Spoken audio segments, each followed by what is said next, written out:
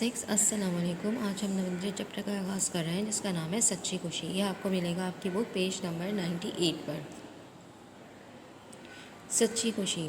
سندھ کے ایک چھوٹے سے گاؤں میں قاسم نامی ایک شخص رہتا تھا۔ اس کا باپ ایک زمیندار تھا۔ گھر میں اس سے بے حد پیار کرنے والی ماں کے علاوہ کئی نوکر چاکر تھے، سب اس کا بہت خیال رکھتے تھے۔ ان کا ایک بوڑھا ملازم سائیڈنو تھا جو اس سے بہت محبت کرتا تھا، ہمیشہ اسے اچھی اچھی کہانیاں اور بزرگوں کے واقعات سناتا، اسے اچھی بری باتوں میں تمیز سکھاتا، بڑوں کا ادب اور چھوٹوں سے محبت کی تلقین کرتا۔ اس کے ساتھ رہ کر قاسم اچھی اچھی باتیں سیکھ گیا۔ وہ سائیڈنو کا نام لینے کے بجائے انہیں چاچا کہہ کر پکارتا تھا۔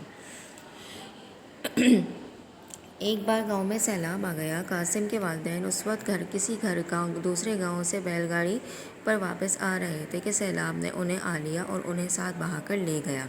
ان کی کھڑی فصلیں بھی سیلاب میں بہہ گئیں۔ جب سیلاب اتر گیا تو قاسم یتیم و بے آسرا ہو چکا تھا، یعنی نہ اس کے پاس ماں باپ رہے تھے اور نہ ہی اس کا گھر بار اور جائیداد اور معاملات بچے تھے۔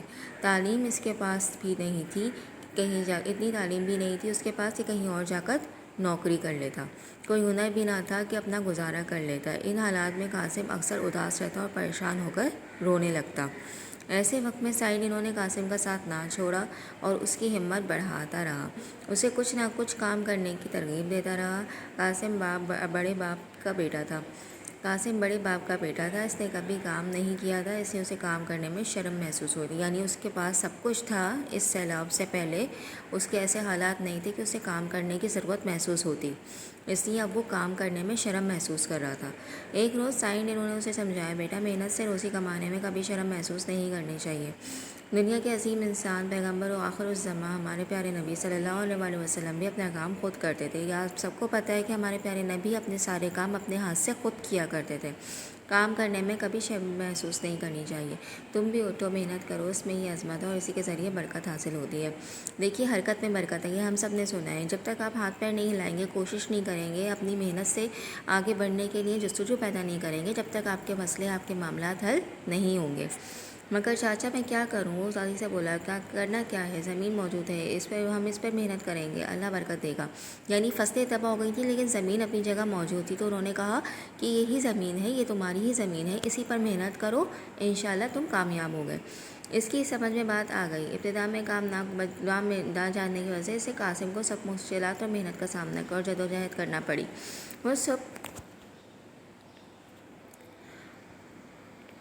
صبح سے شام تک خوب لگن میں اور محنت سے زمینوں پر کام کرتا۔ آخر اس وقت اس کی خوشی کی انتہا نہ رہی جب اس نے اپنی زمین پر فصل کو لہلہاتے دیکھا، یعنی اس کی سخت محنت، کوشش اور لگن رنگ لے آئی اور آخرکار اس نے اپنی محنت کی وجہ سے اپنا مقصد حاصل کر لیا۔ قاسم اسی طرح محنت لگن کے ساتھ کام کرتا رہا۔ اس کے حالات پہلے سے بہتر ہونے لگے، کچھ عاری بھی ملازم رکھ لیے، لیکن وہ خود بھی ان کے ساتھ محنت میں مشغول رہتا۔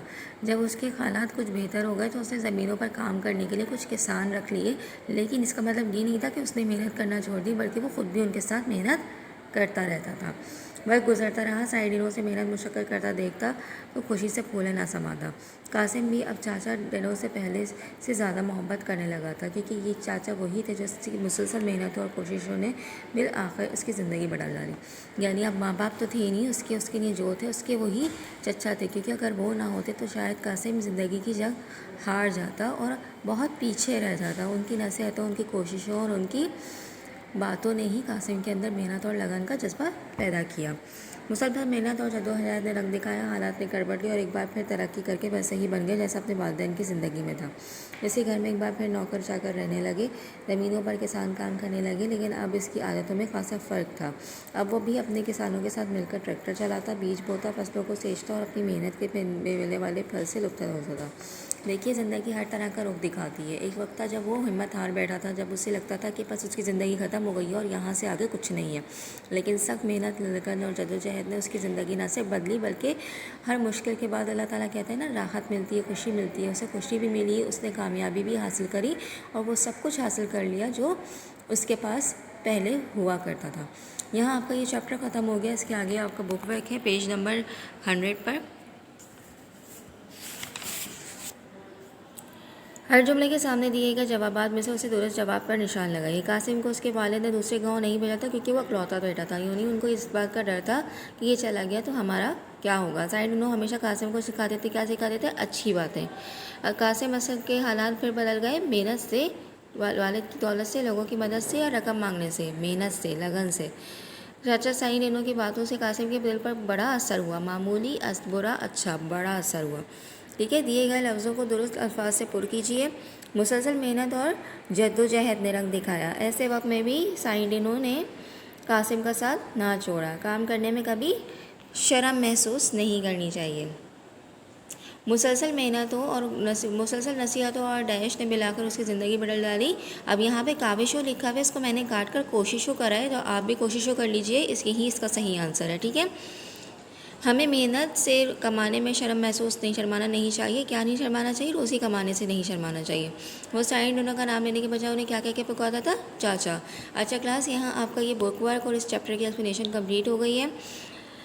آپ لوگ اس چیپٹر کی ریڈنگ کریے، ٹھیک ہے، اس کے اندر جو ایکسرسائز دی ہوئی ہے پیج نمبر 100 اور 101 پر، وہ کمپلیٹ کریے، اور اس کے ڈیفیکلٹ ورڈ جو آپ کو ورک شیٹ پیڈ کے اندر دیے گئے ہیں وہ یاد کیجیے۔ اس کا ریٹن ورک انشاءاللہ ہم نیکسٹ